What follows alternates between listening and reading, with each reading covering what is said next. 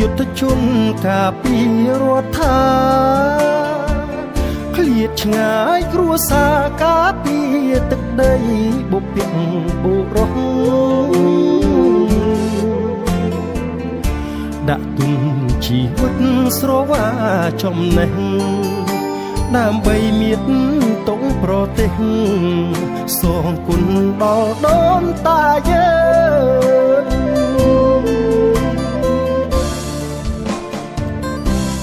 កម្ពុជាខ្ញុំសូមសច្ចាស្មោះស្ម័គ្រ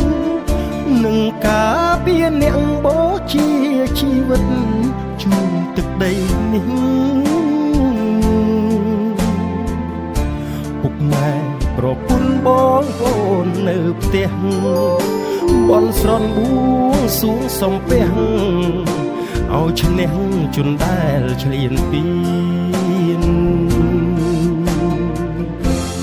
កម្ពុជាជាទី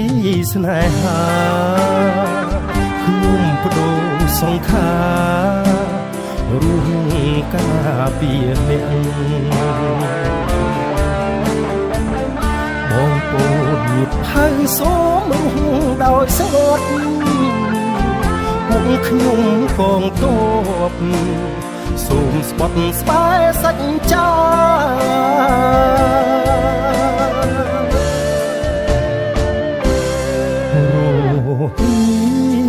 ខាងក្រៅតែកាយរឹងមាំហាត់ពុតលត់បំការពារទឹកដីដែនខណ្ឌសីមា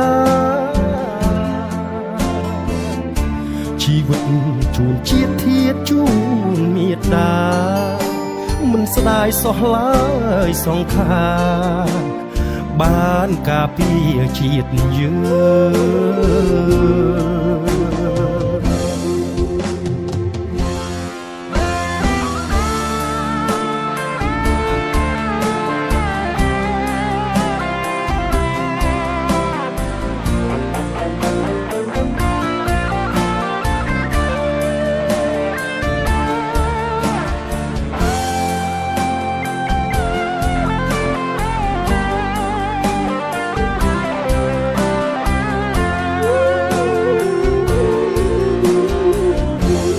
កម្ពុជា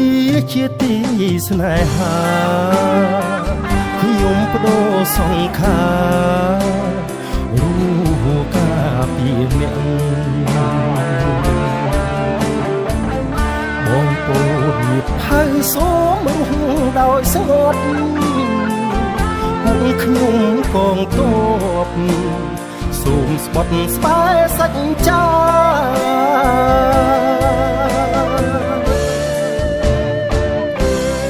រងងារខាងក្រៅតែកាយរឹងមាំហាត់ពុតលត់បំការពារទឹកដីដែនខណ្ឌសីមាជីវិតជូនជាតិធាតុជូនមេត្តាមិនស្ដាយសោះឡើយសង្ខារ